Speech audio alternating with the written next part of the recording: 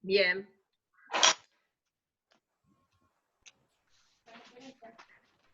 Hay una compañera, buenas tardes, hay una compañera de Cerro Largo que pensó que el ping iba a llegar, el ID iba a llegar por WhatsApp, no se dio cuenta que era por correo, está por entrar. Está, perfecto. Analía Batista.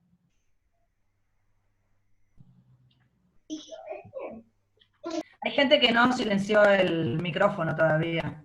Agradecemos silenciar.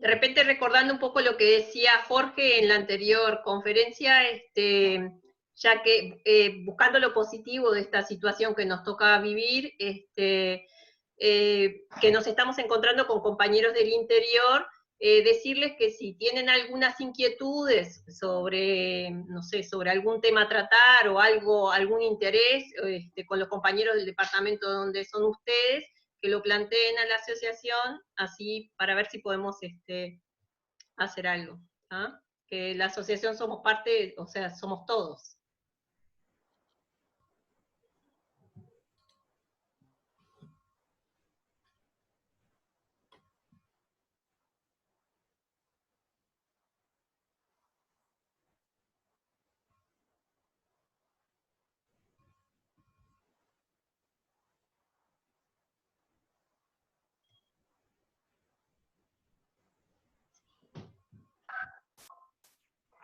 Bien, Claudia, vamos ¿Bien? arriba. Bueno, perfecto.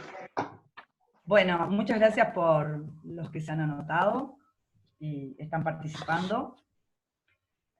Bueno, yo voy a presentar a Héctor Chiparelli, que ya anda por allí. Héctor. ¿Qué tal? ¿Qué tal? Bien, buenas tardes perfecto. a todos.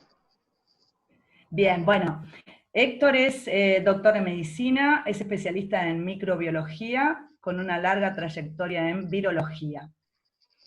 Ha realizado estudios de la gripe, del virus de la gripe, del virus del VIH, de los de hepatitis, distintas hepatitis.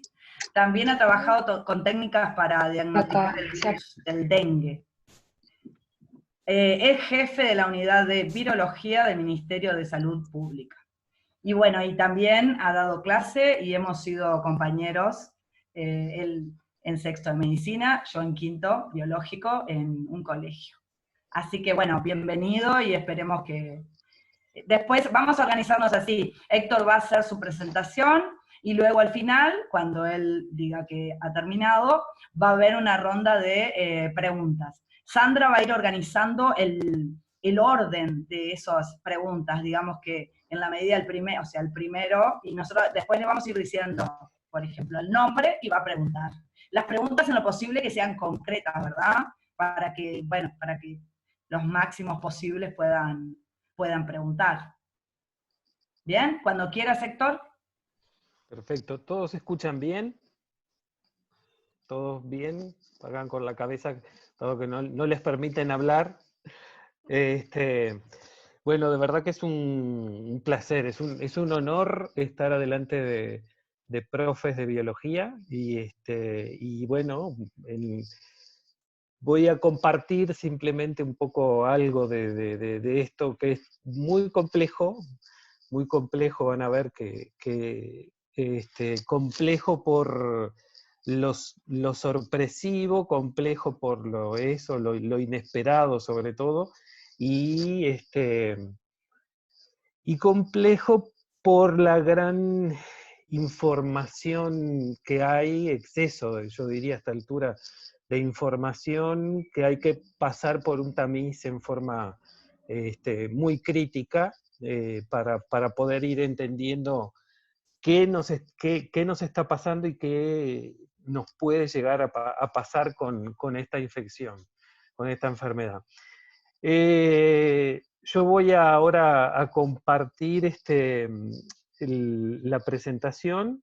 A mediados de la presentación después les voy a poner hay un link que yo hoy de mañana estuve probando con mi hija, a ver si el link se abría rápidamente, un link con la Organización Mundial de la Salud, para ver el mapa del mundo y ver un poco cómo venía el número incrementándose, y demora bastante en cargar, por lo cual lo que hice, ya lo tengo cargado, tengo abierta esa página, y en ese momento voy a compartir una segunda pantalla. Entonces ahora yo les vamos a empezar con la charla, y espero que, bueno, que realmente cumpla con la función de explicarles y que sea claro para ustedes qué es lo que está pasando.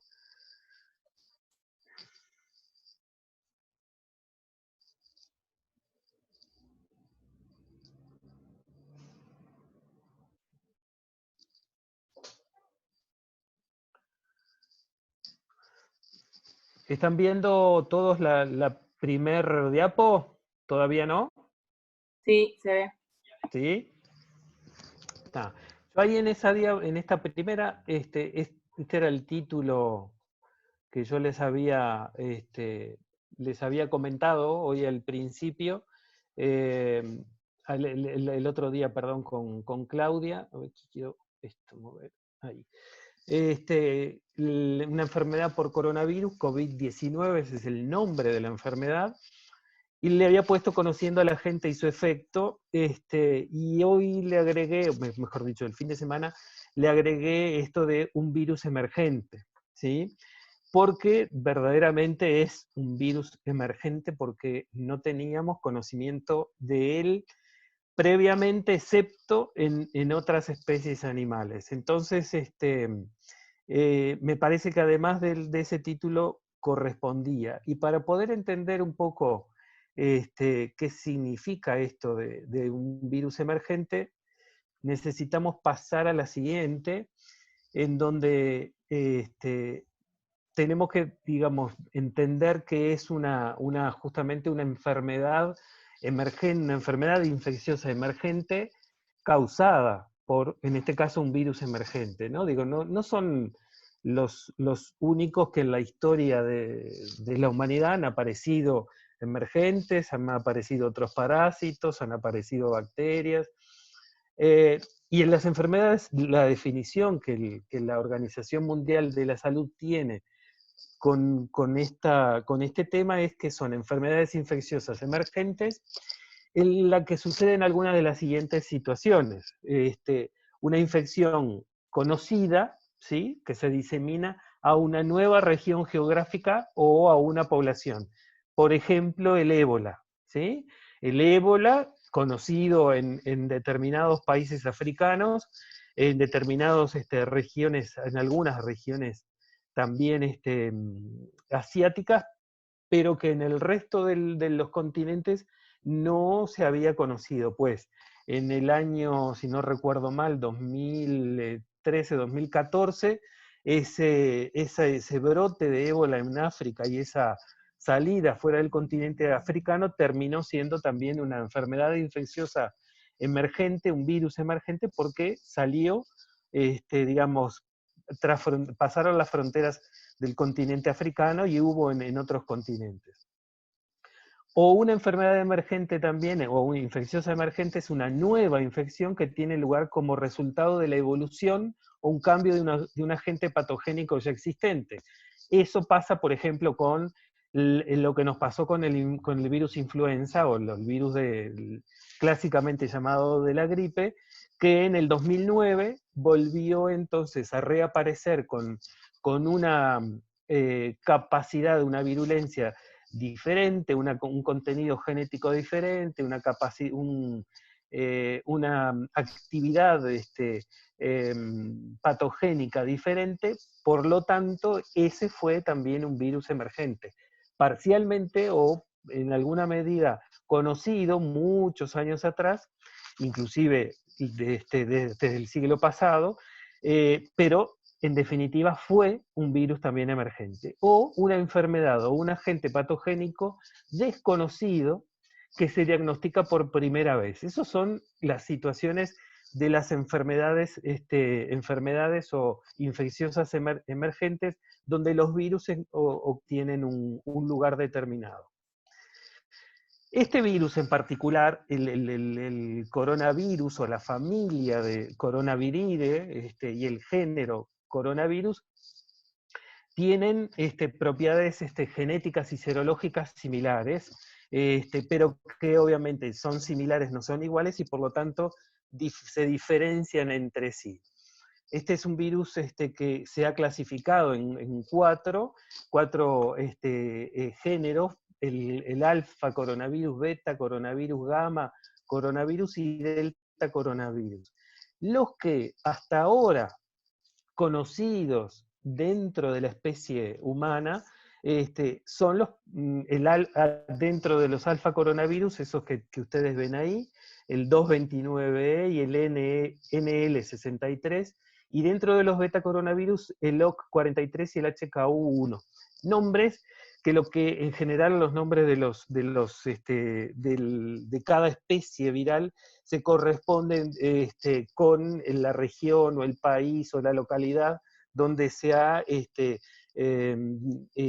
identificado por primera vez, donde se ha aislado o donde se ha hecho el diagnóstico por distintas metodologías.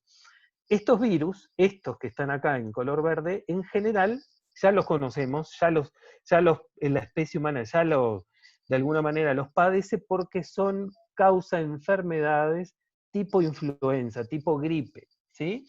O pueden causar en algunas situaciones, infecciones en humanos, infecciones bajas, perdón, en los humanos también, que pueden generar una infección, por ejemplo, una neumonía, es decir, una infección que debe tener un poco más de cuidados dependiendo de la gravedad de ese cuadro. Pero, ¿qué pasa? La familia Coronaviridae, como les comentaba, no solamente infecta a los humanos, sino que también está representada o está infectando o está formando parte de patologías infecciosas en otras especies, en mamíferos, en aves, que pueden causar enfermedades, cualquier tipo, como ven ahí, desde neumonía, enfermedades reproductivas, enteritis, hepatitis, encefalomielitis, es decir, diferentes tejidos, diferentes órganos pueden ser, inclusive, y en este caso, como este coronavirus, el SARS-CoV-2, actualmente llamado y correctamente llamado así hoy, puede infectar, ya se están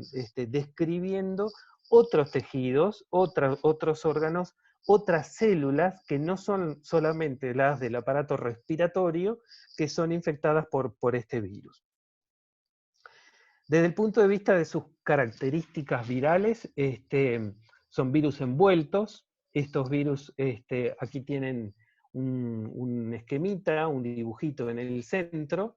Estos virus, esta envoltura, como ustedes ya saben, esta envoltura deriva de la membrana citoplásmica. Una vez que el virus infecta la célula, comienza su ciclo de replicación, comanda con la maquinaria enzimática celular, comanda la actividad celular en pro de la formación de sus proteínas y de sus proteínas estructurales y no estructurales. Y obviamente la replicación de su genoma, ¿no verdad? Genoma que como línea general, ustedes también lo saben, puede ser ARN o ADN en los virus, nunca los dos ácidos nucleicos juntos.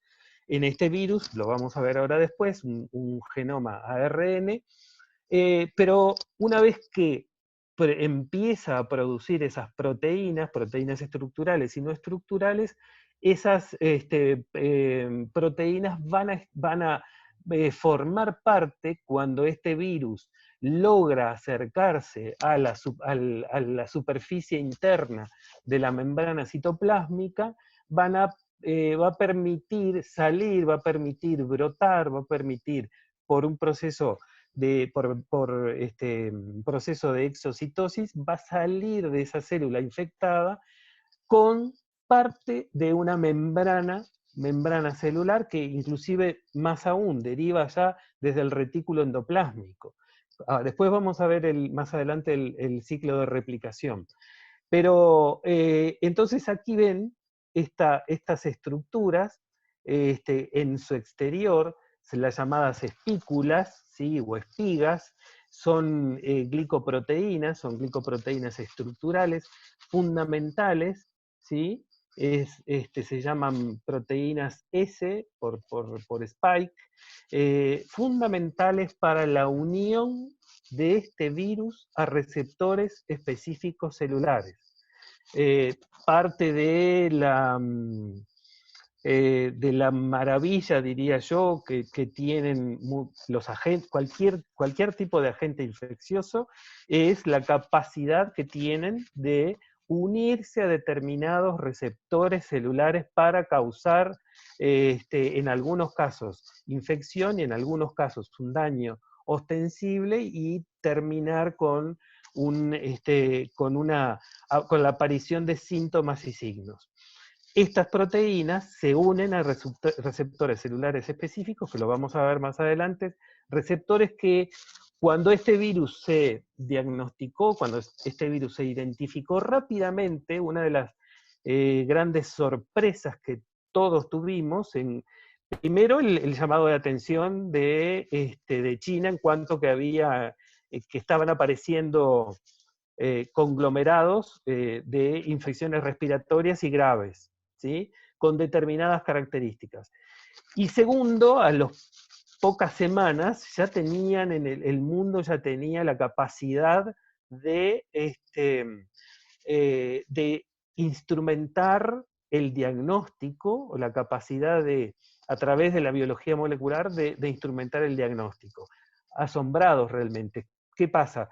Este virus lo vamos a ver después también, está realmente emparentado con el virus del año 2002, el primer SARS, el que apareció a partir también de una transmisión, un salto de especie, un salto de las civetas, un felino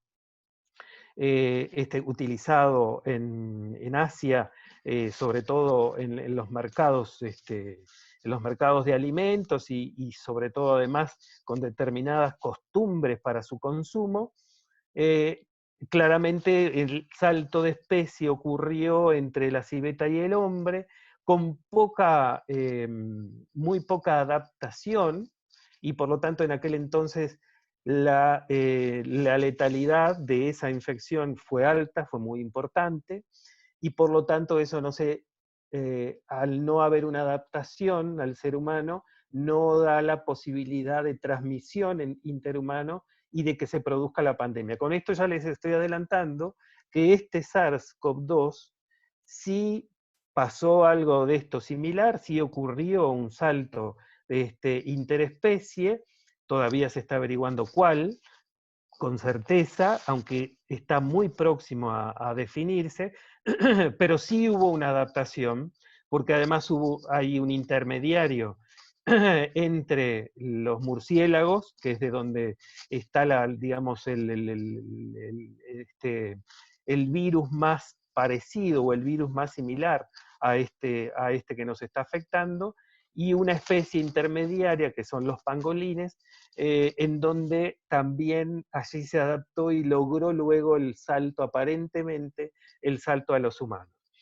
Todo esto para decirles que esta espícula, ¿sí? Esta proteína que vemos acá, tiene la capacidad de haberse adaptado a nuestros receptores celulares.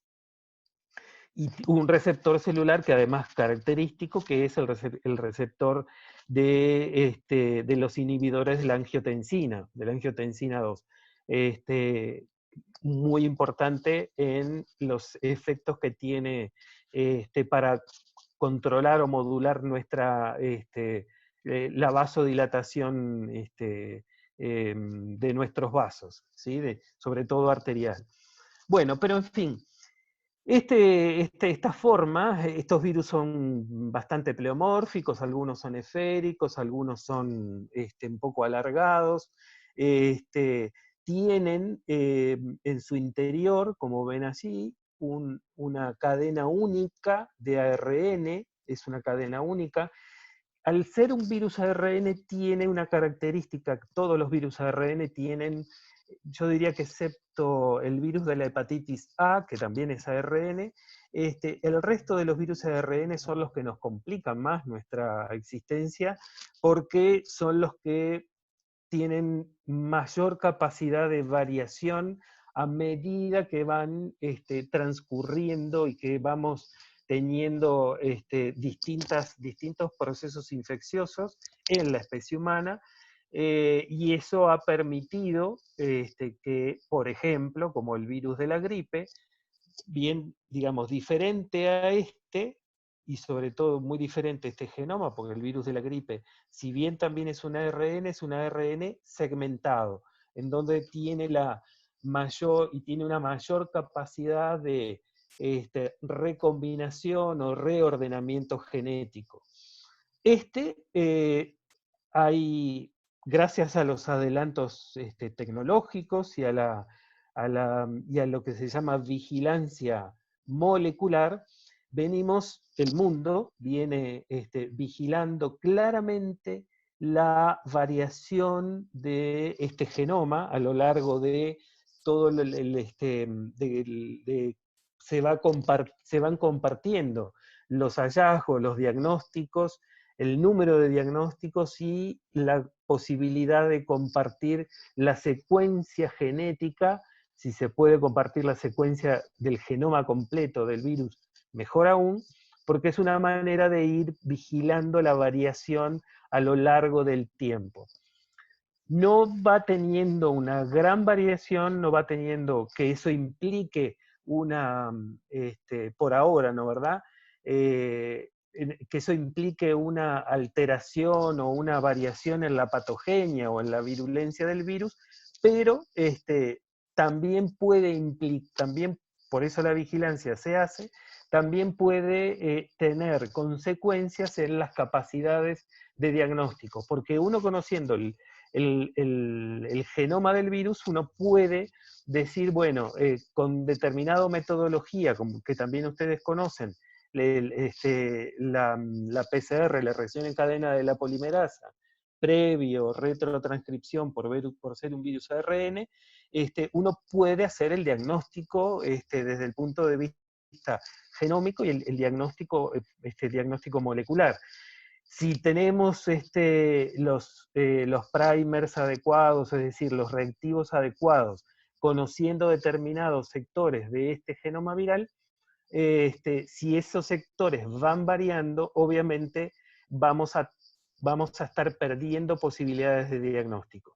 Por eso, la vigilancia molecular que se tiene a nivel internacional. Al lado tienen, bueno, una microfotografía, por eso es el nombre del coronavirus, ven que son esta forma esférica que tiene todas estas formaciones espiculares alrededor, en su inicio, la primera identificación de estos coronavirus, se le llamó corona, y por eso ha quedado el nombre así de coronavirus. Y en esta es otra microfotografía también electrónica, en donde ven nuevamente la estructura, un esquema de la estructura viral con su envoltura, las espículas, una nucleocápside que lo rodea, perdón, una cápside y una nucleocápside que también son proteica, que rodea al genoma del virus. Desde el punto de vista de su ARN, como yo les comentaba, es de una sola molécula de ARN de sentido positivo. También ustedes lo deben de manejar. El sentido positivo de una cadena de ARN, en este caso, es que tiene la capacidad de codificar para el ARN, directamente para el ARN mensajero, y codificar obviamente también para el proceso de transcripción, el proceso el proceso de replicación viral. Entonces, en el esquemita que tienen al lado, ven una partícula viral acercándose a la superficie celular, en donde se une a un receptor. Estos son los receptores de angiotensina. Ahí se unen, obviamente, ahí se producen cambios conformacionales, tanto en la proteína, en la espícula, en la glicoproteína del virus, como en el receptor celular, que le permite ingresar, se me va la flechita, que le permite ingresar, ¿sí?, al interior de la célula. Se produce el proceso de denudamiento, ¿sí? Es decir, pierde todas las estructuras externas el virus y queda el genoma dentro del citoplasma celular, ambiente propicio para que la mayoría de algunos virus, aún ARN, igual ingresan al núcleo, tienen otras estrategias para su replicación, pero este virus se mantiene en el citoplasma de la célula. En el ribosoma, vamos a ver otro esquemita después, mucho más gráfico, pero en el aparato ribosomal celular comienza entonces la traslación de esa secuencia. Se codifica una polimerasa RNA, RNA dependiente, que permite transcribir una cadena negativa.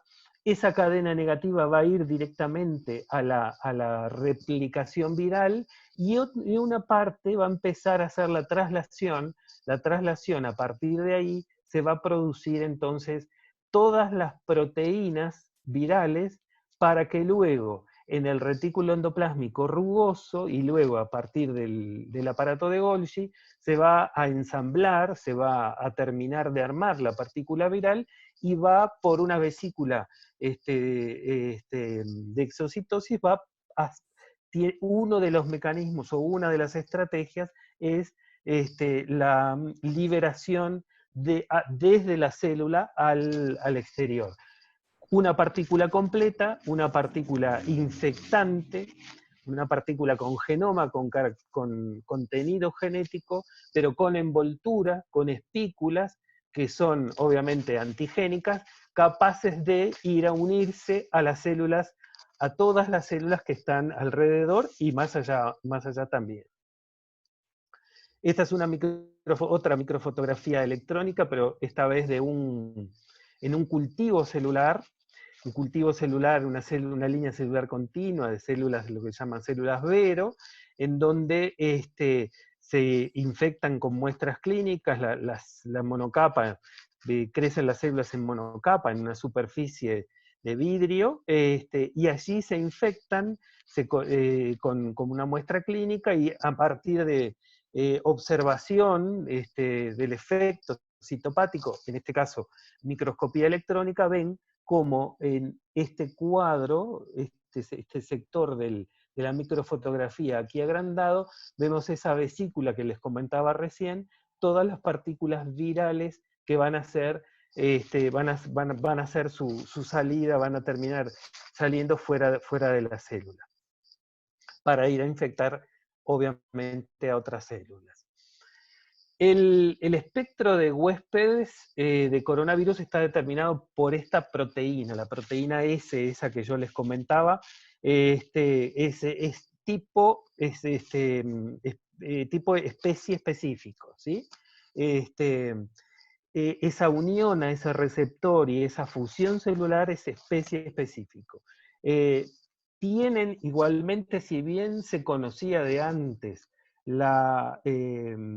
este receptor celular, el de la angiotensina, que es el mismo que fue en el año 2002 el mismo encontrado para el primer coronavirus, el SARS del año 2002, que también comenzó en China.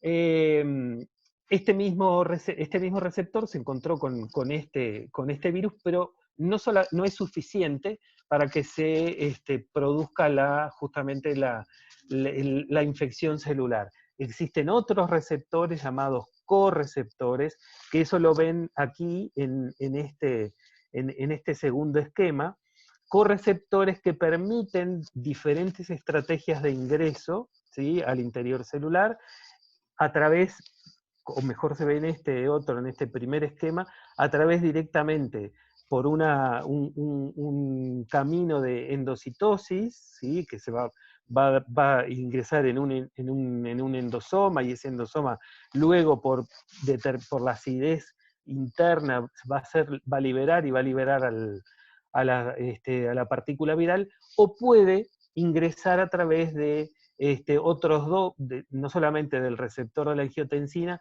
sino de este otro receptor de mesotilado, que también lo que permite es la fusión de la envoltura viral con la membrana de la célula huésped.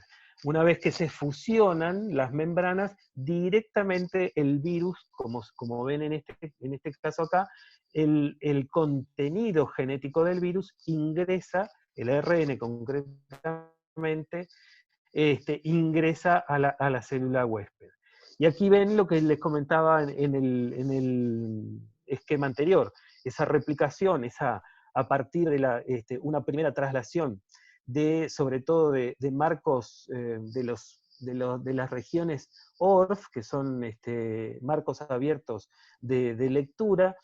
A partir de allí se producen a nivel de los ribosomas, se produce una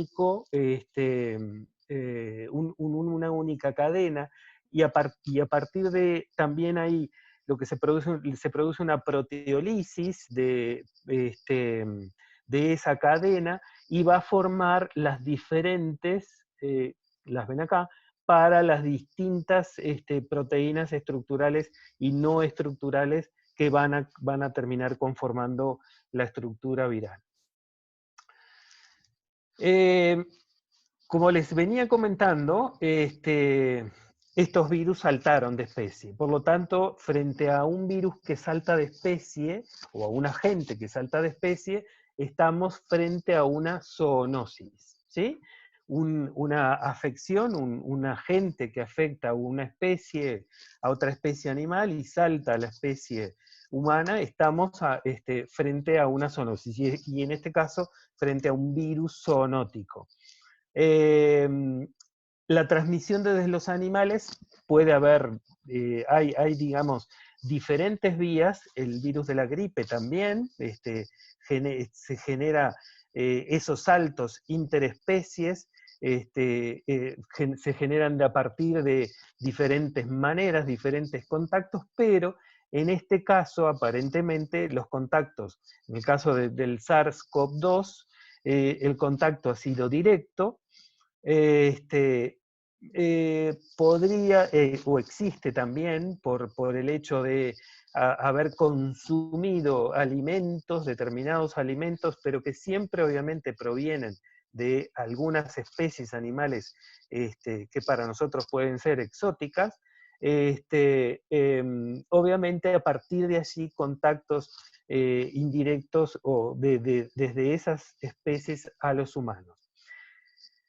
Resumiendo, vimos que teníamos 7 coronavirus que son capaces de infectar a los humanos. Estos 4 que están acá, que son los coronavirus conocidos, quizás hayan sentido en la prensa muy al principio de la historia del SARS-CoV-2, hayan sentido que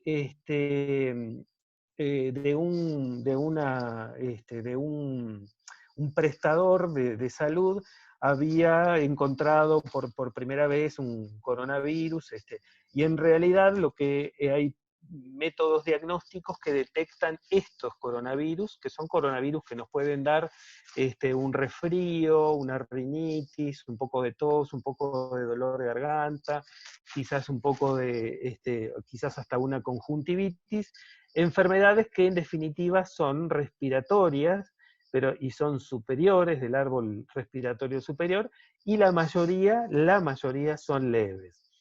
Tanto es así que hay lo que internacionalmente se reconoce que estos virus afectan a un 2%, o mejor dicho, un 2% de la población del mundo son portadores de estos coronavirus en nuestro árbol respiratorio, y que un 5 a 10% de las infecciones respiratorias agudas que suceden habitualmente todos los años, son ocasionadas por estos coronavirus. Pero luego, obviamente, dentro de esta gran familia, la coronaviridae, existen 3 beta-coronavirus que, bueno, hay que tenerles mucho cuidado y mucho respeto. El MERS, que es el coronavirus de Oriente Medio, que fue el que se transmitió de camellos, de dromedarios al hombre. El SARS-CoV, que fue en el 2002, que se transmitió de estos felinos, las civetas, al hombre, y actualmente el SARS-CoV-2, ¿sí? Los 3 están dentro de este género beta-coronavirus. Y la transmisión a humanos, como yo les comentaba recién, con un contacto estrecho, directo o indirectamente. El espectro clínico de estas infecciones es muy variable. Desde los asintomáticos, también ustedes deben haber sentido nombrar, los asintomáticos son muy, digamos, en un número muy importante. Si nosotros estas infecciones, y más aún, yo diría todas las infecciones, no enfermedades, van a ver que yo muchas veces hablo de infección y otras veces de enfermedad. No es lo mismo. Uno se puede infectar y no tener ningún síntoma ni signo, ¿sí? La infección no siempre termina en una enfermedad. La enfermedad es cuando tenemos síntomas y signos, es cuando tenemos un daño, es cuando hay daño celular, hay daño en alguno de nuestros sistemas, en alguno de nuestros órganos, y eso se traduce obviamente en un quebranto de salud. La infección no. La infección sí nos enfrentamos, sí tenemos hasta una respuesta inmunitaria puede haberla, pero en general no hay enfermedad. Pues los asintomáticos serían esta situación, individuos infectados asintomáticos. Si nos vamos corriendo, nos vamos viendo un poco la graduación o el espectro clínico de esta infección-enfermedad, vemos que hay un gran componente, vamos a ver un gran componente.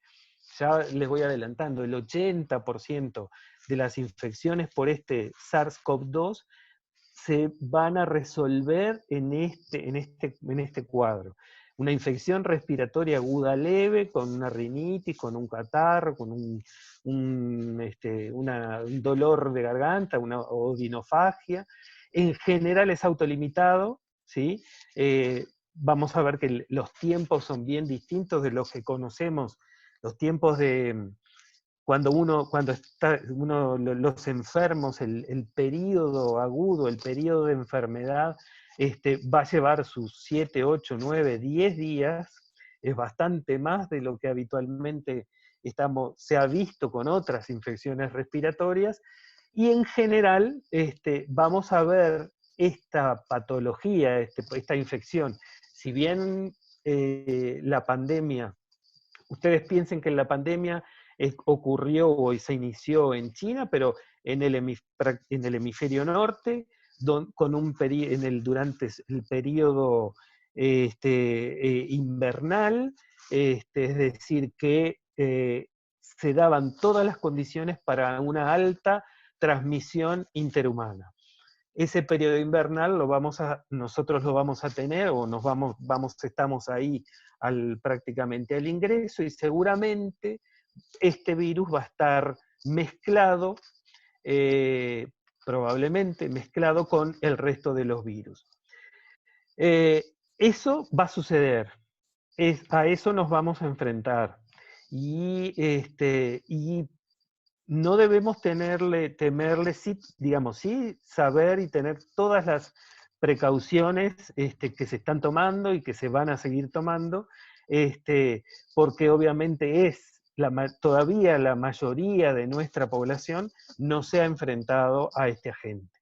Pero seguramente nos vamos a encontrar, seguramente nos va a infectar, y seguramente muchos de nosotros vamos a tener infecciones agudas leves. Solamente un porcentaje menor, de un 5 a 10%, van a tener enfermedades un poco más importantes, un poco más, que van a requerir otros cuidados. Se va a producir una infección respiratoria aguda baja, con una gravedad variable. Ahí tienen un poco dividido esa gravedad variable, desde una neumonía más o menos grave, una neumonía grave que en general, cuando no hay comorbilidades, es decir, cuando la persona no tiene ninguna otra patología o enfermedad crónica, etcétera, etcétera, puede perfectamente transcurrir su enfermedad en domicilio. Es decir, muchas de las neumonias pueden ser tratadas y seguidas, obviamente, con atención domiciliaria, pero hay que tratar de evitar de que no ingresen a los ambientes hospitalarios.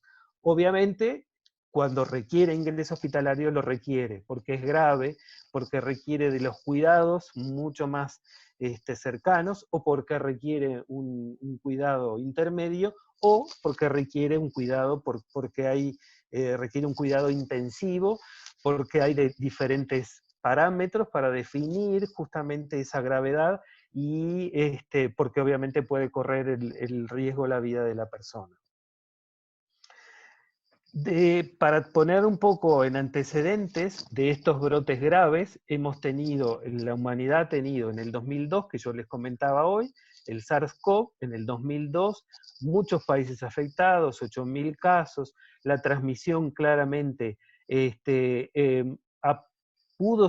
fue interhumana, un contacto estrecho, pero sobre todo de animales a humanos, de estas especies de felinos, las civetas, y también los orígenes se llaman así, murciélagos de herradura, una especie de murciélagos en Asia, que toman obviamente mucho contacto entre otras especies animales, y además también con los humanos. En aquel entonces una letalidad importante, la letalidad llegó al 10%.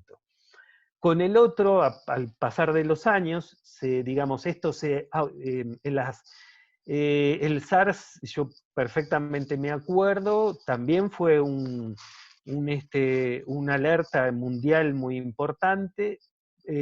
Salió obviamente de las fronteras de China. Al continente americano hubo casos en Canadá, y ahí fue que más o menos en Europa y en Canadá, pero quedó limitado obviamente a China, a estos dos, a Canadá y al continente europeo, y algunos países más asiáticos, pero se limitó, se controló. Luego, con el correr de los años, en el 2012 en Arabia Saudita apareció otro, que fue el MERS, que fue el síndrome de Oriente Medio, también con 27 muchos países, pero muchos menores casos, 2.500 casos. La transmisión interhumana se pudo demostrar, pero contactos muy estrechos, y sobre todo lo que sí se podía demostrar es, y se evidenció por estudios en dromedarios, el salto interespecie de estos animales a los humanos. Aún no está bien definido, a pesar de que hace unos cuantos años, el origen real de estos virus, si fue realmente los murciélagos que infectaron a los dromedarios, y los dromedarios sirvieron de un intermediario. Lo que sí fue muy importante fue la letalidad de estas infecciones virales, un 35%, y aún hoy, este es un virus que aún hoy, sobre todo en Arabia y en algunos países cercanos a Arabia, sigue aún circulando, es decir, no se ha podido controlar la transmisión del MERS. Entrando al SARS-CoV-2, lo que se vio desde el punto de vista genético, no sé cómo estamos de tiempo, Claudia. 7:45. ¿Hasta cuándo tenemos? No sé, hasta que tú digas. No hay límite de horario. No, seguimos. No, la idea es después dejar una rondita como para preguntas, pero... Sí. Está perfecto. Como ven, el 82% de este virus nuevo, tiene identidad con el SARS-CoV. Por eso se le dice que que son virus emparentados, ¿sí? Comparten 7 proteínas no estructurales. Tienen preferencia por las vías respiratorias bajas y altas. Como les comentaba, la transmisión zoonótica, el reservorio es el murciélago, y el pangolín es una especie de armadillo, una especie de mulita. Búsquenlo en Google, es muy pintoresco, pero lo cierto es que aparentemente esa es el intermediario entre el murciélago y el hombre. Una cosa importante a tener en cuenta para entender inclusive hasta las medidas que se vienen tomando, medidas de higiene. Este es un virus, como yo les comentaba al principio, un virus envuelto. La envoltura es de origen, una membrana biológica, con su bicapa lipídica, que obviamente no les voy a hablar yo a ustedes de eso, que es sensible a los rayos ultravioleta y al calor, y es inactivado este virus por solventes lipídicos, el éter, el etanol al 70%, el hipoclorito de sodio, y el lavado el clásico y gran, importante lavado de manos de agua con jabón, haciendo un buen lavado interdigital, con buen chorro de agua, es decir, un buen flujo de agua para que por arrastre podamos eliminar. Pero el jabón es uno de los elementos más importantes, porque permite justamente inactivar y destruir esa membrana biológica.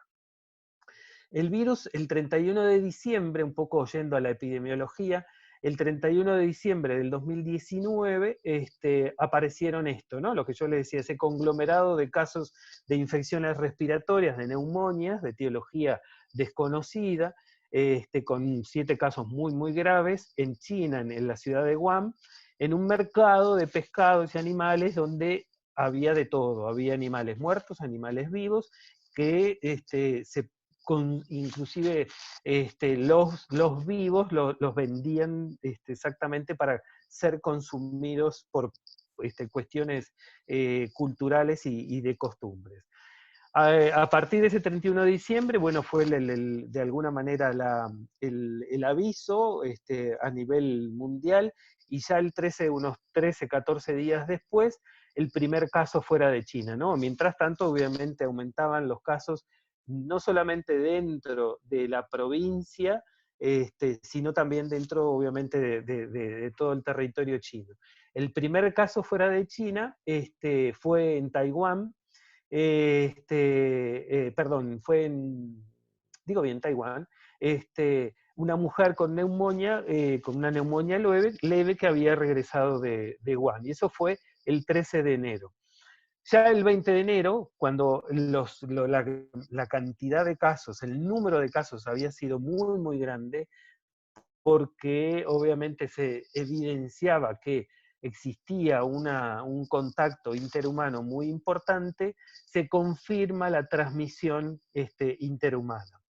Unos días después, 23, 25 de enero, se inician las medidas en China de confinamiento, de contención, de limitación de movimientos, de cierre, obviamente, de toda la actividad, la cuarentena obligatoria, etcétera, etcétera, que ya hemos visto a todos por la prensa. El 28 de enero, el primer caso contagiado. A esta altura, obviamente, países en Europa ya habían encontrado sus primeros casos, pero importados, ¿no? Uno tiene que distinguir cuando hace vigilancia de enfermedades, decir, esta enfermedad existe en el país o esta enfermedad la trajo un viajero de otro país.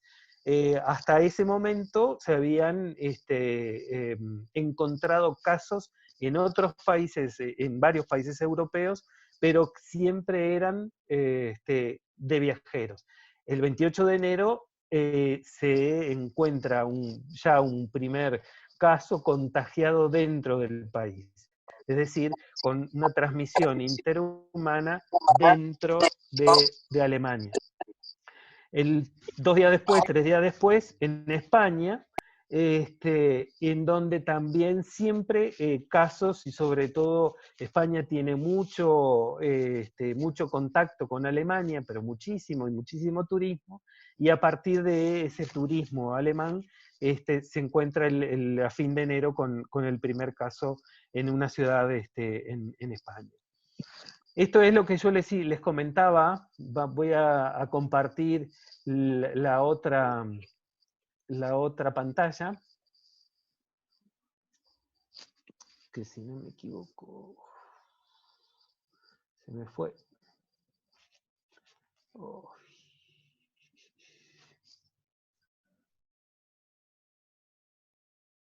Se me fue la otra pantalla que tenía. A ver si podemos...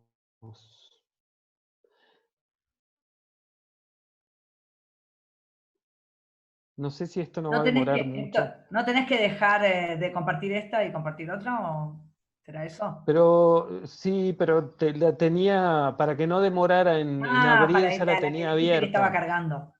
Claro. Si querés podemos hacer alguna pregunta mientras carga, ¿te parece? ¿Quieren una pausita mientras carga? Dale, bien. Cómo no, escucho. Dutra tiene una pregunta. Sí. Sí, buenas tardes, mucho gusto. Gracias, hola. Mira, no, yo no sé si pensabas capaz de decirlo después, pero por ahora estuviste contando sobre la aparición de otras pandemias, ¿no? De otras infecciones, no sé si todas pandemias, de otros coronavirus o de otros virus similares. Sí. Y mi pregunta es si es esperable que aparezca otro tipo de virus que genere pandemias de este tipo más adelante, y si hay posibilidades o si se está pensando en estimar si es posible hacerlo, ¿no? Cada cuánto tiempo podría ocurrir, o si eso podría ocurrir. Esto es una situación que se va a seguir, se supone que se puede seguir ocurriendo y tendrá cierta frecuencia, o es una locura pensarlo así. No, no es una locura pensarlo. De hecho, yo creo que se va a ir dando, no en, digamos, la periodicidad de las pandemias es muy difícil responderte cuándo, porque ya ves, pandemias hubieron en el 18, después de influenza, después en el 57, después en el 68, y ahí veníamos medio silenciosos hasta el 2002, no, antes en el siglo pasado, ya con el influenza H5 también se esperaba que fuera pandémico, pero no fue pandémico, y en el 2002 con este virus, el SARS-CoV, después en el 2009, ahí sí tenemos de nuevo el influenza, cualquiera, y bueno, y ahora este caso, ¿no? Pandemia es cuando obviamente afecta a más de un continente y a más de un país. Es muy difícil predecir. Y te diré que, digo, de lo que uno ha leído y de los comentarios a nivel de los organismos internacionales, es muy difícil asegurar cuándo, porque depende mucho de de las interacciones que los humanos tengamos con en distintas situaciones. Es decir, esto obviamente uno lo puede, ahora con el diario del lunes, ¿no? Como dicen, uno puede referirse, sí, claro, tenemos una pandemia porque tenemos un gran relación entre con viajes. Hoy estamos aquí, mañana puedo estar perfectamente en el otro lado del mundo.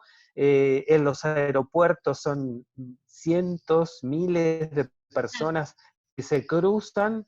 En los aviones estás 12, 14, 16, 18 horas en cualquier medio de transporte que en otras partes del mundo, compartiendo algo que es muy, muy fácil, como es la vía aérea, ¿no? Es una vía muy simple, sencilla y eficaz para Y por transmitir eso cualquier iba agente. mi pregunta por ese lado, porque si bien ha habido pandemias hace más tiempo, más escalonadas hacia Claro. atrás en la historia, hoy en día somos mucho más cosmopolitas, digamos, Sí. es mucho más frecuente en los viajes, la comunicación, las parejas intercontinentales, las familias intercontinentales, y muchas veces, muchos viajes en corto tiempo. Entonces, Exacto. por eso iba mi pregunta, digo, ¿es posible pensar entonces que este tipo de cosas ocurran más seguido, de aquí en más?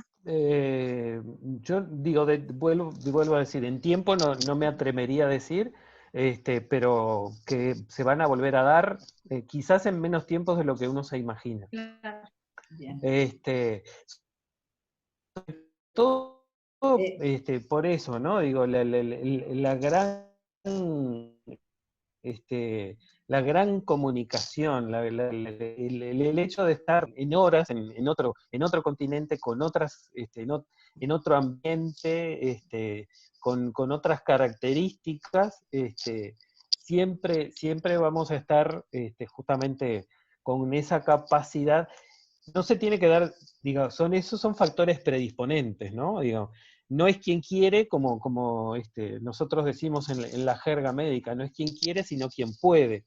Entonces, digo, no hay que, creo que le damos el mundo, la naturaleza es un laboratorio perfecto para todo lo que nosotros podemos llegar a ver y estudiar en el microambiente de laboratorio, ¿no? En nuestras experiencias y a veces o en la mente de los científicos. Bueno, muchas gracias. Sí. ¿Otra pregunta o seguimos? Puede ser otra pregunta, o si ya cargó, como tú cargó, pero podemos hacer otra preguntita. Bueno, entonces, Acuña. ¿Cuál es la pregunta? Sí, hola. Buenas tardes. Hola, Erika. Sí, la había escrito en el chat, pero se la pregunto por acá. Ah, bueno.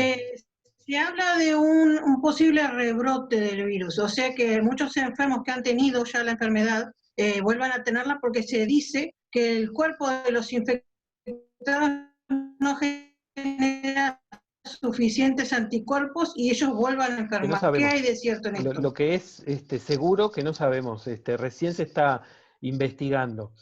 La respuesta de nuestro sistema inmunitario se da hay anticuerpos, lo que no sabemos es que si esos anticuerpos nos generan inmunidad. Es decir, no sabemos si frente a una nueva, si nos enfrentamos nuevamente al mismo virus, o este virus puede ir cambiando, no sé si en este mes o en el mes siguiente, o el año que viene, puede ir cambiando y puede evadir, ¿sí? Porque eso hacen también los agentes infecciosos, evaden la respuesta inmunitaria. Y podemos enfermarnos de vuelta, podemos infectarnos y podemos enfermarnos de vuelta. Hasta este momento no hay una evidencia sólida que diga, los individuos, las personas que han estado infectadas o enfermas y que se han recuperado, son inmunes. Tienen anticuerpos, eso sin lugar a dudas, pero ustedes también lo saben, los anticuerpos no siempre generan inmunidad, y los anticuerpos no siempre perduran, muchas veces se pierden. Entonces, tenemos obviamente lo que se llama la memoria inmunológica, pero pero en este caso aún no se sabe si esto va a ser suficiente para generar una respuesta inmune que nos preserve de una nueva infección. Muchas gracias. A ti. ¿Seguimos entonces? Perfecto, adelante. ¿Sí? Entonces, esta era hoy, este es un link que les va a quedar después, es de la Organización Mundial de la Salud, vía PAHO, es la Organización Panamericana de la Salud, pero ven que vamos, en las Américas, vamos 112 días de que ingresó el virus a las Américas, este nuevo virus, llevamos 1.743.717 casos acumulados, ¿no? Desde el primero que yo les comentaba es en Estados Unidos, y hasta el día, creo que esto está hasta el día 11, me parece, hasta el día de ayer, si no me equivoco. Y en sí. No se Sí. está viendo la pantalla, no sé si los ¿Quién demás habla? la ven, yo no veo la pantalla. ¿Los demás la están viendo? No, no se ve, no. Capaz que tenés que salir Tiene que dejar de y compartir volver a esa. entrar. Ahí. Creo que ahí. A ver ahora. Ahora sí. Perfecto. Sí. ¿Sí? Era eso lo que me faltaba. Entonces lo que está en la pantalla tienen ahí lo que les iba diciendo, 112 días desde que el virus ingresó en América, ¿sí? Con 1.000.000, casi 2.000.000, casi 800.000 personas de casos acumulados, con 104.549 fallecidos. Acá ven, donde les estoy marcando, a ver si logramos mover, justamente cómo ha sido las rutas desde donde han ingresado los distintos vías de infección, ¿sí? al continente americano. Lo nuestra infección, que empezó nuestros primeros casos en marzo de este año, fueron obviamente procedentes de España, fundamentalmente. Hay algunos de Canadá, pero fundamentalmente de España. Ven que ahí, si nosotros ponemos zoom,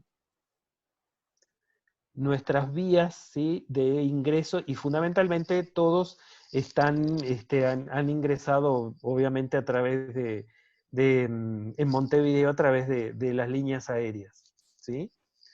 Y eso sucede, como decíamos hoy, de un día a otro, ¿sí? A ver si movemos el mapita.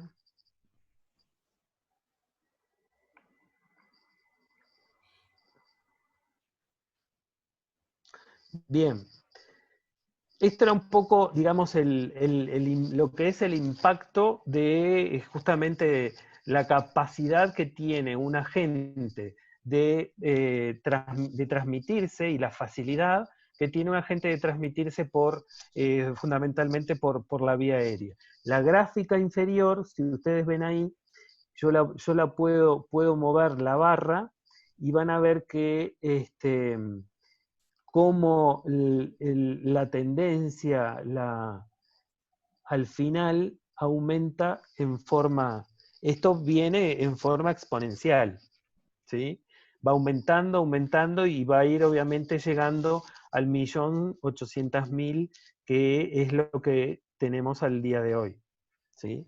Más de 1.000.000 de personas, más de 1,5 millones de personas en el continente americano. Esto mismo lo podemos ver absolutamente en todo el mundo, en todos los países, en todos los continentes.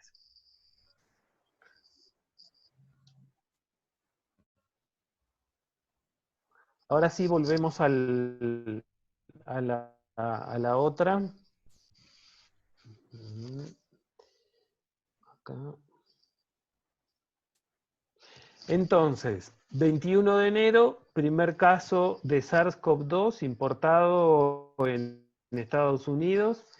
El 25 de enero en Canadá. El 26 de febrero en Brasil. El 28 de febrero en México, y en Uruguay, aparte del 13 de marzo, fecha en la cual hicimos los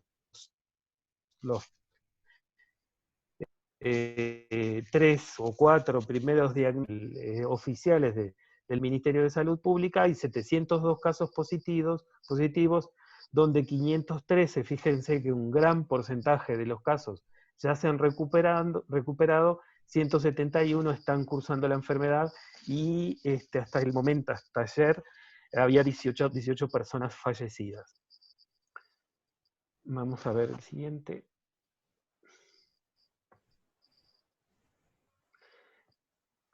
La enfermedad en general tiene un periodo de incubación, es decir, el tiempo que lleva a tener los primeros síntomas, de 1 a 12 días y medio, una media estimada de 5 a 6 días.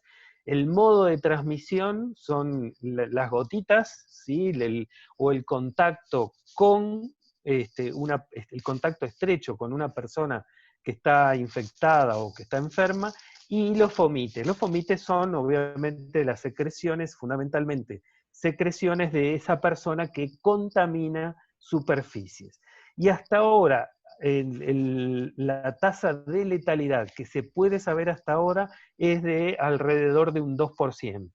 Va a variar esta tasa de letalidad según el país, según el territorio, según las medidas de prevención que se hayan tomado.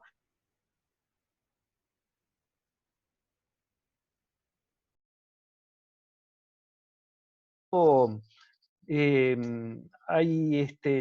es todo culpa del virus, ¿no? La letalidad no es solamente ocasionada por el virus, sino además existe lo que se llama digamos, factores que pueden, o factores agravantes que pueden llevar a la muerte por determinadas infecciones. Se encontraron, por eso también es lo que se pide, sobre todo de las medidas de higiene. En el mercado, en Guam, se encontraron muestras ambientales positivas, no solamente en los alimentos, sino en las propias superficies del mercado. Eso habla entonces justamente de la transmisión, del contacto con otro, no con una secreción, no con una persona infectada o enferma, sino que, por ejemplo, con superficies contaminadas. La transmisión de persona a persona es una realidad, eso está muy demostrado, y es por eso que tenemos esta pandemia, en un virus en donde el 80 o más, un poco más del 80% da causa a infecciones leves, está muy adaptado a nuestros sistema, a nuestro aparato respiratorio, y lo vamos a mantener. Esto como muchas cosas se dice, llegó para quedarse, ¿sí? Se transmiten por las grandes gotas respiratorias, el estornudo, la tos, el hablar inclusive también. Por eso hay que, se solicita, se pide, se recomienda el distanciamiento, que no es solamente la medida de distanciamiento social de quedarnos en esa cuarentena en las casas, sino también cuando uno toma contacto, cuando salir o ir al supermercado, tratar de, o a donde fuere, las distancias sociales sean de mínimo de metro y medio entre persona y persona. El mecanismo de transmisión del animales a los humanos se ha propuesto, se han encontrado hasta serpientes, pero el virus que se encontró dista bastante desde el punto de vista genético del virus de los murciélagos, del virus del pangolino y del virus de los humanos. Por lo tanto, el de las serpientes, porque hubieron algunos trabajos al principio de la pandemia porque también venden serpientes en estos mercados, serpientes muertas, serpientes vivas, que son usadas también para alimentarse. Entonces, hay que, digamos, dejar de lado a esa especie animal para así ocuparse fundamentalmente de murciélagos y de pangolines. Las gotas respiratorias, el mecanismo de transmisión humano a humano, las gotas respiratorias son de más de 5 micras, ¿sí? Es decir, capaces de transmitirse a distancias de hasta 2 metros, son gotas grandes, ¿sí? Son gotas grandes. Las manos o los fomites contaminados, todo lo que tocamos en nuestro lugar de trabajo, bueno, en el ni que hablar en los ambientes, en el ambiente de salud, en los ambientes hospitalarios, en las policlínicas, en los lugares donde hay mucho aglomeramiento, donde estamos muchas veces hacinados, o en los salones de clase, etc. Los ambientes tenemos que cuidar justamente esta posibilidad de transmisión.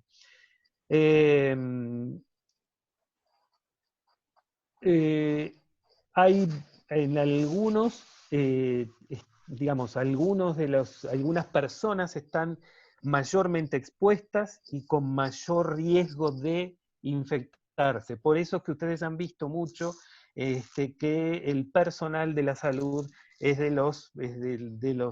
en esta situación de pandemia fundamentalmente, el personal de salud es de los más también afectados, ¿no?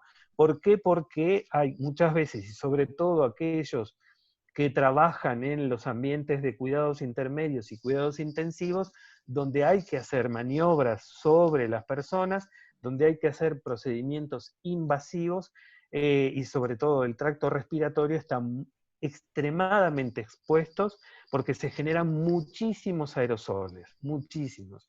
Y ahí hay una gran fuente de contagio. Se puede transmitir, como yo les decía hoy también, se puede encontrar el virus en distintos fluidos corporales, y te diré que en varios, hasta inclusive hace un par de días atrás, hasta inclusive en semen también se ha encontrado el SARS-CoV-2, pero digamos, se encontró, no implica que eso sea una vía de transmisión, ¿sí? No es como el caso del Zika, que también el Zika se considera una enfermedad de transmisión sexual. En este caso, todavía no hay nada concluyente. Otra de las, digamos, saliendo un poquitito fuera del tema, pero una de las palabras que uno pensó que iba a usar, o usar poco en realidad, pero ahora se usa cada vez más, es la dinámica justamente de este proceso de infección, de esta pandemia, de esto que se va conociendo día a día algo distinto, algo nuevo, que va modificando o cambiando conceptos que uno va teniendo de hace 5 o 10 días atrás, y ni que hablar desde enero de este año. Entonces, hasta ahora, si bien se ha encontrado en otros fluidos corporales, se ha encontrado en las heces, en la materia fecal de las personas infectadas, no hay evidencia de transmisión a partir de la materia fecal, por lo tanto no hay evidencia de transmisión, de que la vía fecal oral sea una vía efectiva de transmisión. ¿Sí? Aquí tienen la permanencia del SARS-CoV-2, otro de los datos importantes que a tener en cuenta en aerosoles y fomites, ¿sí? Puede permanecer viable e infeccioso en aerosoles durante varias horas, ¿sí? Varias horas y en superficies de hasta días. En el plástico, por ejemplo, fíjense que puede estar en los materiales plásticos secreciones que están contaminando materiales plásticos hasta 3 días. En el acero inoxidable, ¿cuántas cosas de acero inoxidable encontramos en nuestro camino? Utensilios, ventanas, etcétera, 48 horas. El cartón, 24 horas. Cobre, 4 horas. Pero todos elementos de nuestra vida diaria, ¿sí? Por lo tanto, a tener en cuenta justamente esta permanencia o esta duración del virus en estas superficies para cuando sabemos que estamos frente a un caso positivo, qué medidas debemos de tomar en el ambiente familiar o inclusive en el ambiente laboral, etcétera, ¿no? El periodo de incubación tiene como medio, yo les decía, de unos 5 o 6 días. El virus en las heces, volvemos a poner la transmisión fecal oral está muy, muy en discusión, o prácticamente ya, digamos, no se ha encontrado. Por lo tanto, se encuentra el genoma, se encuentra el virus, pero no hay transmisión a través de la materia fecal. Desde el punto de vista clínico, fiebre, tos, una opresión, porque la fiebre en general, la tos es seca, entonces frente a una tos seca en general hay mucho mayor esfuerzo en la tos, y eso lleva justamente a tener más dolor y más sensación de opresión en el pecho. La disnea, que es la falta de aire, esos son los principales síntomas que en todas las series de los casos, de toda la clínica, fíjense, 1,5 millones solamente en América, más de 1,5 millones en América, son los síntomas más frecuentes, ¿sí? Desde el punto de vista radiológico, lo habitual es que esto aparezca como lo que le llamamos nosotros un infiltrado, una neumonía intersticial, ¿sí? Aparece un infiltrado difuso en los pulmones y en general en ambos campos pulmonares. Lo que hoy y repasamos este concepto y estos datos estadísticos que han mostrado la enfermedad. El 80% de la enfermedad es leve. Ahí encontramos desde la infección subclínica, es decir, lo subclínico es que quizás un poquito de fiebre, o un poquitito, una infección respiratoria aguda, como cualquiera de nosotros podemos tener ahora en el invierno, o una neumonía leve. De eso tenemos, podemos pasar al 20-30% con una enfermedad grave que requiere hospitalización, va a bajar 4, 95, cuando es menos de 93 hay que tener mucho cuidado y puede pasar a ser una enfermedad crítica. Con la cabeza así, ¿sí o no? La enfermedad crítica es esa, el 6%, ¿no? que lleva a la sepsis viral y el shock, donde hay una pérdida de volumen muy importante, y obviamente de esos, un 1 a 3%, lo que veíamos hoy de letalidad, un 2% de promedio de casos mortales. estos son una serie, simplemente digo, después las pueden revisar, buscar. Les tengo que pasar, no lo puse acá, pero les tengo que pasar las citas bibliográficas. Lo que frecuentemente aparece allí es la fiebre, ven prácticamente el 100% de los casos, la tos seca en un 80%, el 50% la fatiga o la falta de aire, la expectoración, apenas un tercio de los casos con expectoración, la disnea también en un tercio de los casos específicos. No hay un síntoma claro o muy evidente o de decir, bueno, esto es una infección por el SARS-CoV-2. Las comorbilidades esa es otra de las cosas que también importan y mucho. Comorbilidades que aquí las tienen listadas y estos son diferentes autores, Chen, Wang, Wang como que se leen, se dicen de la misma manera, pero ven que casos importantes de enfermedades cardiovasculares son las comorbilidades, es decir, aquellas enfermedades donde se agravan con la infección por el SARS-CoV-2, ¿sí?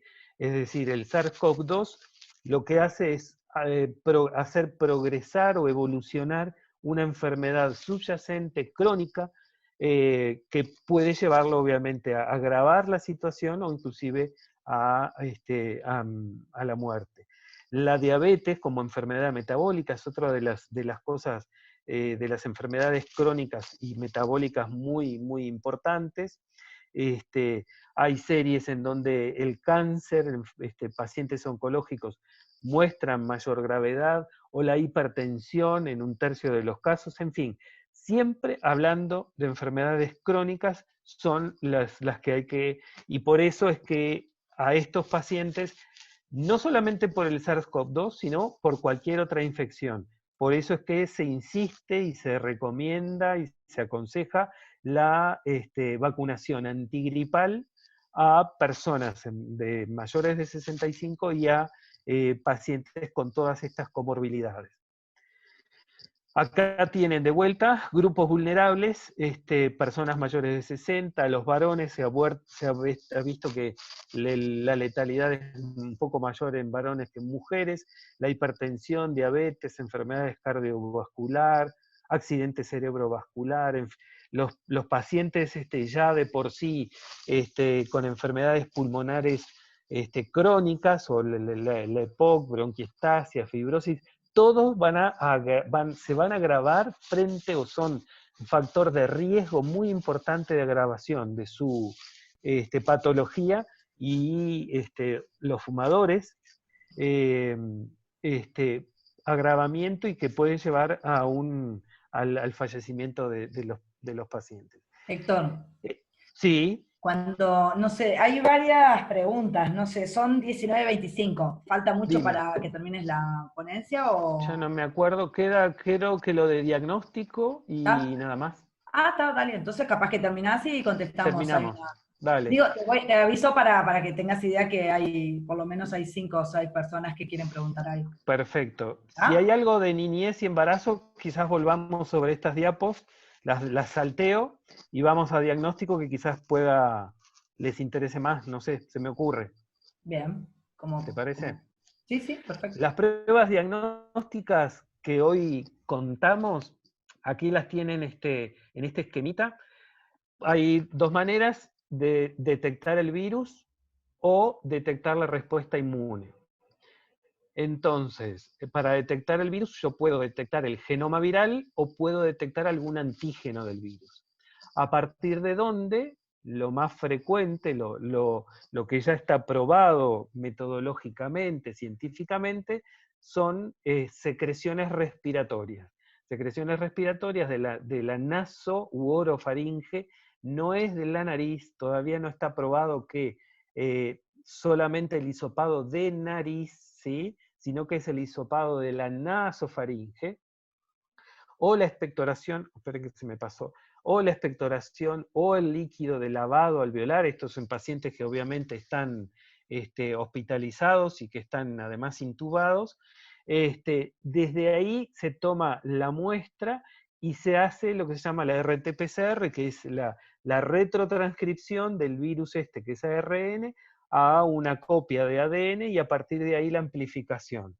Y eso además se hace en tiempo real. ¿Por qué? Porque en cuestión de hora y media uno puede tener de una muestra respiratoria, después de haber hecho la extracción del ácido nucleico, tener el resultado si es positivo o negativo.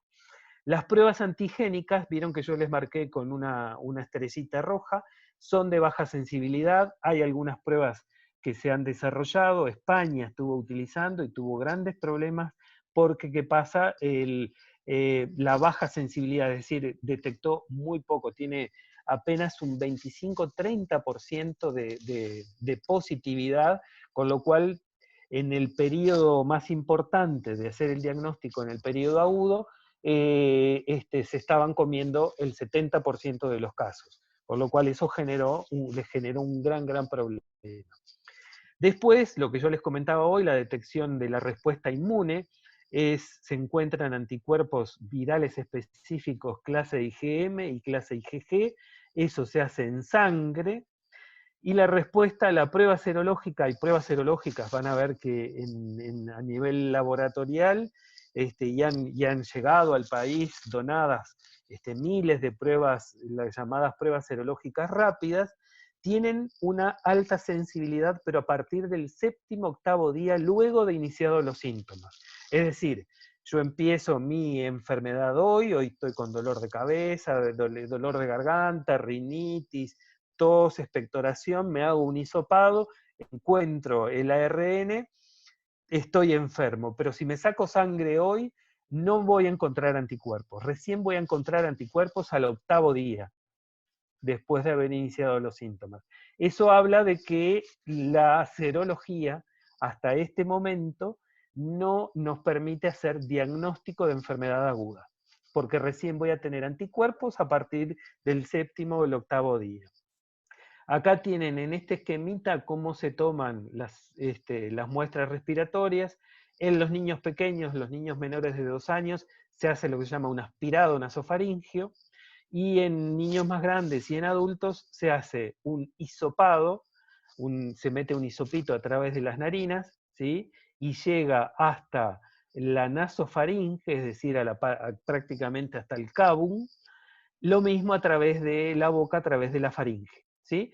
Todo esto son muestras de muy buena calidad porque traen consigo buena cantidad de células, ¿sí? Esto es la gráfica, lo que se llama la historia natural de la infección-enfermedad, en donde tienen aquí en celeste cómo el virus comienza a replicarse aproximadamente a los 5 días. Todo esto es preclínico, todo esto es así, el individuo está incubando la enfermedad, al 5º día empiezan los síntomas. Obviamente el virus ya se venía multiplicando, se viene liberando, se viene aumentando lo que se llama la carga viral en nuestro aparato respiratorio, hasta aproximadamente el día 14, 15, donde empieza el decrecimiento de la eliminación del virus. Pero ojo, sigue hasta el día 28. Hay pacientes inclusive que siguen hasta un poco más tiempo. Los anticuerpos IgM comienzan a aparecer al día 7. Con lo cual, por eso les decía, tengo todo este periodo, que ven que se llama periodo ventana, en donde si yo no hago una prueba de biología molecular, no puedo tener diagnóstico seguro si está infectado o no está infectado.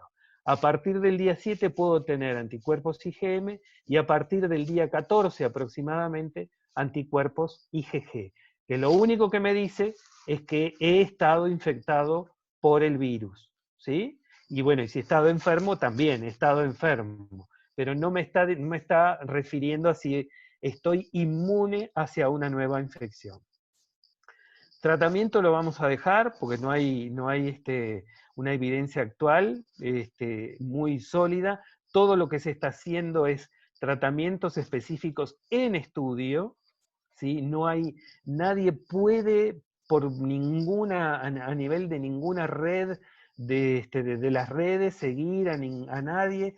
Todo se debe hacer bajo estricto control de las instituciones de salud y bajo protocolos muy cerrados, probando determinados fármacos y bajo el seguimiento de los técnicos, ¿sí?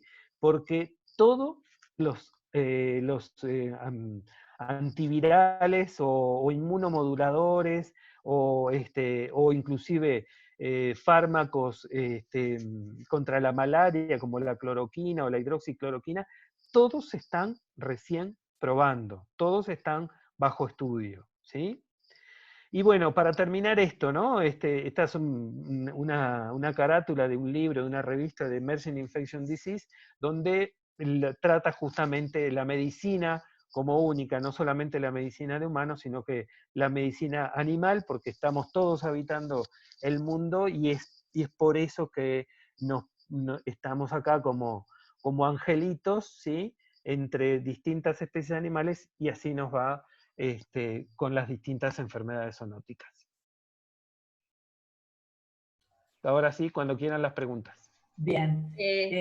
Leonardo Sousa es el que está primero en la lista.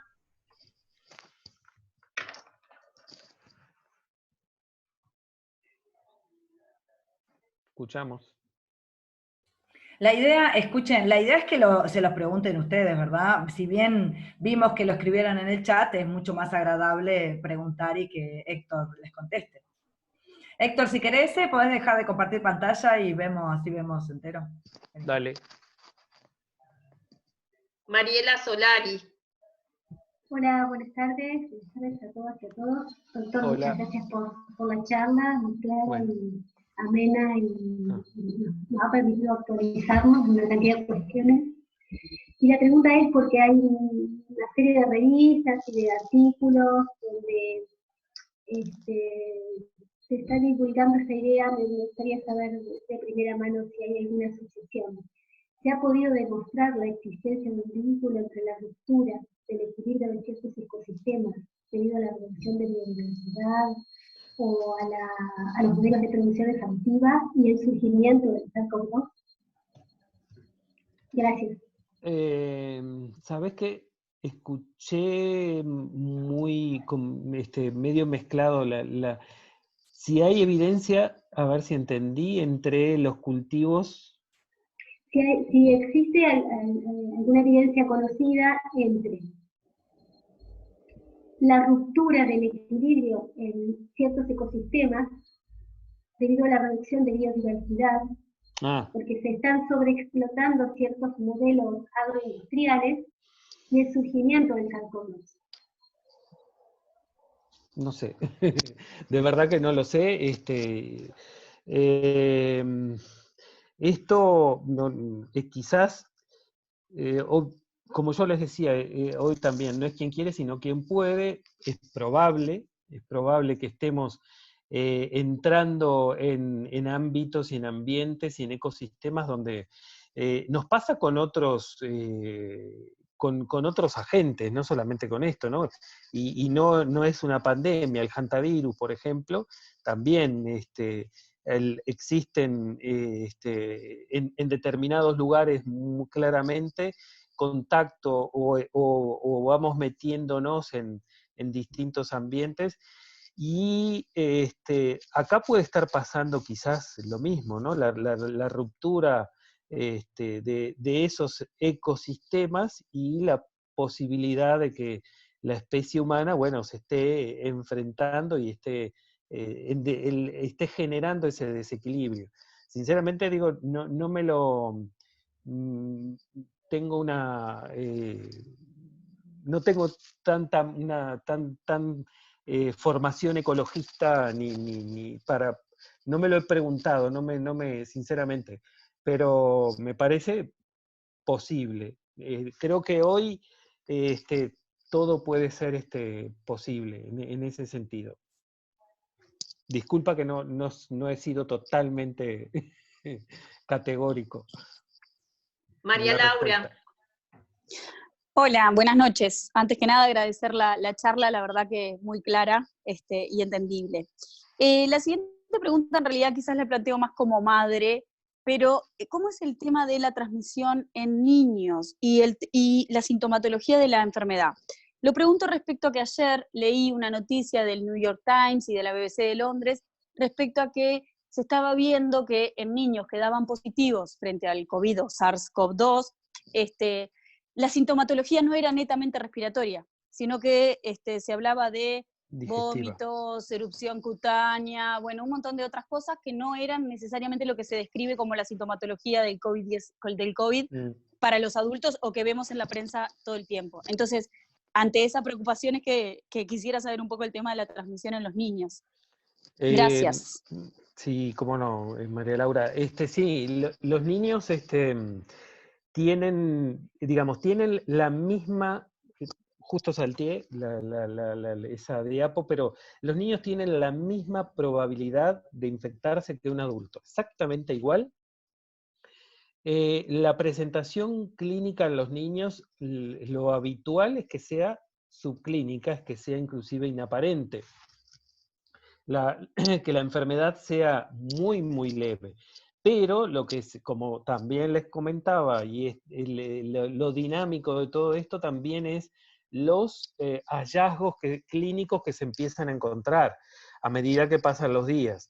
Es verdad, hay presentaciones que no son respiratorias, que son digestivas, que son con intolerancia digestiva, con vómitos, con aumento del tránsito intestinal, con diarrea concretamente, aún que mostrando, digamos, que no sea, se sigue diciendo que la transmisión fecal-oral no es la efectiva.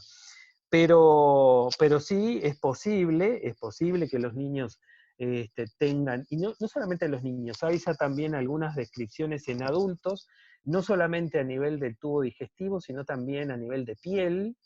Hay presentaciones a nivel del sistema osteoarticular. Es decir, actualmente lo común es lo que yo les traté de resumir en la charla. Pero se están día a día, es impresionante, el día a día, las publicaciones que por suerte además están online y son gratuitas, no hay que estar registrado en las revistas científicas internacionales, están mostrando presentaciones clínicas no frecuentes, y donde la de los niños se está viendo también esta presentación ya digamos de sintomatología digestiva. Se puede dar esa situación. Patricia Pibel. Hola, muchas gracias por la charla. Yo tenía dos preguntas. Una, esto que se está estudiando sobre la vacuna BCG, si el hecho de nosotros ser una población altamente vacunada podría ser un factor protector. Esa es una pregunta. Y la segunda, que bueno, este es un virus que genera tromboembolia en muchos casos, si personas, mujeres en especial, que estén utilizando anticonceptivos con estrógeno, tienen una mayor comorbilidad si se infectan. Gracias.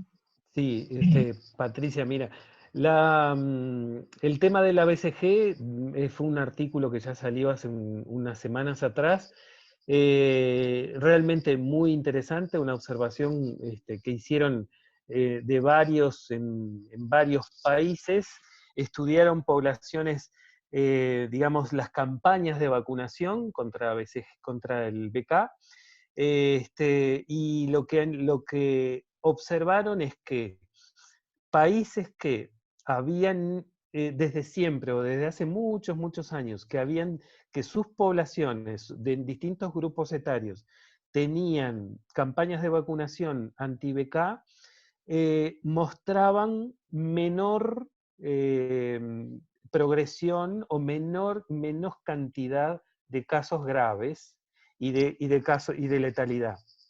En cambio, países como Estados Unidos, como Italia, como Francia, como el Reino Unido, China, China lo vemos ahora aparte porque China también es interesante.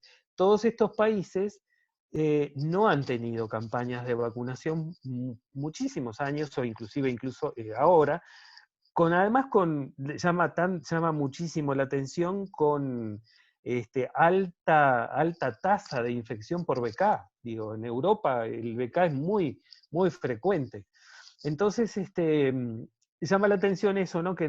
Y esos países, concretamente han mostrado, creo que hoy también yo les comenté, digo, creo que no es solamente un solo factor el que va, aparentemente, ¿no? Digo, estamos a pocos meses de que esto se conozca, pero no es un solo factor el que haya incidido en la gravedad o la letalidad de esta infección. Varios son. Uno, aparentemente, es eso, la falta de campañas de vacunación. China ha tenido todo lo contrario. China ha tenido años o ha tenido periodos de tiempo en donde ha vacunado con BCG. Los más añosos no han tenido campañas de vacunación y concretamente son los que más han sufrido y los que más en mayor letalidad han tenido en China. En cambio, desde ya hace algunas decenas de años, los niños y los adolescentes han entrado en campañas de vacunación y son los que han tenido menos casos en población pediátrica. No es que no lo han tenido, pero con mucha menos prevalencia. Con respecto, eso es lo interesante. Es la observación, vamos a ver cómo nos va a nosotros, cómo va en América. América es de las regiones, los continentes en donde más campañas de vacunación se han hecho en general, y con BK, Uruguay es uno de los pioneros, uno de las que mejores campañas ha tenido en toda su historia. Vamos a ver cómo nos va, pero parecería tener cierto nivel protector, quizás porque haya una relación con la hipersensibilidad retardada que produce la vacuna. ¿Qué pasa?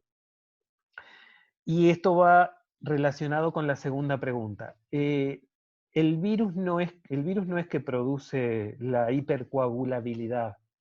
Lo que sí produce el virus es una respuesta inmune y una respuesta inflamatoria exagerada.